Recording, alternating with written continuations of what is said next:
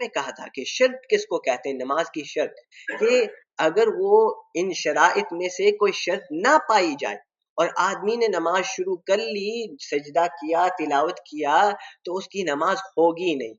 بلکہ اس کو وہ نماز دہرانی پڑے گی۔ حتیٰ کہ اگر نفل نماز ہو تو کیونکہ نفل اسی وقت لازم اور ضروری ہوتی ہے جبکہ آدمی نے اس کو شروع کیا، تو پھر نفل نماز کو دہرانا نہیں پڑے گا، کیونکہ نفل نماز جیسا کہ میں نے ابھی کہا کہ اسی وقت لازم ہوتا ہے جب آدمی نے اس کو شروع کیا، اور کیونکہ جب آدمی نے نماز شروع کیا اس حال میں کہ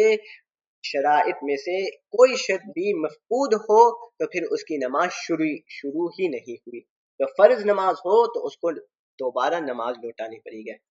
اب وہ نماز کے شرائط کیا ہے؟ تو نمبر 1 پہلا شرط یہ ہے نماز کا کہ آدمی ناپاکی کے حالت میں نہ ہو، یعنی حدث اصغر اور حدث اکبر کی حالت میں نہ ہو۔ اور حدث اصغر کا کیا مطلب ہے؟ کہ آدمی اس حالت میں نہ ہو کہ اس کو وضو کی ضرورت ہو، اور نہ حدث اکبر کی حالت میں ہو کہ اس کو غسل کی ضرورت ہو۔ اور غسل اس وقت فرض ہوتا ہے جبکہ آدمی کو احتلام ہو یا اپنی بیوی سے کچھ صحبت کیا ہے، ایسی حالت میں اس نے نماز پڑھ لی بغیر غسل کے تو اس کی نماز نہیں ہوئی ہے۔ اگر وضو کی ضرورت تھی اور اس نے وضو کے بغیر بھول سے بھی ہو، بھول کے اس کے خیال میں یہ تھا کہ میرے پاس وضو ہے اور اس نے نماز پڑھ لی، پھر یاد آیا کہ میرے پاس تو وضو ہی نہیں ہے، تو پھر وہ نماز دہرانی پڑے گی۔ دوسری بات اس میں یہ یاد رکھنا ہے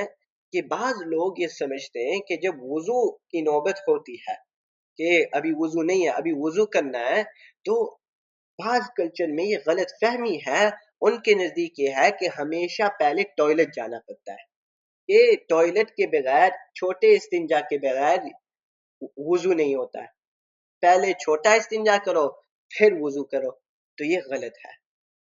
چھوٹے استنجے کے بغیر بھی وضو ہو جاتا ہے۔ بعض لوگوں کے نزدیک ایسے خیالات ہیں کہ وہ سوچتے ہیں کہ اگر نہیں گئے تو پھر وضو ہی نہیں ہوا۔ تو مثلا آدمی نے استنجا بہت دیر پہلے کر لیا اور وضو نہیں کیا، چند گھنٹے کے بعد وضو کے لیے جاتا ہے بغیر استنجا کے، تو اس کا وضو ہو گیا ہے، تو یہ بھی یاد رکھے۔ تو میں نے کہا کہ نمبر 1 آدمی ناپاکی کی حالت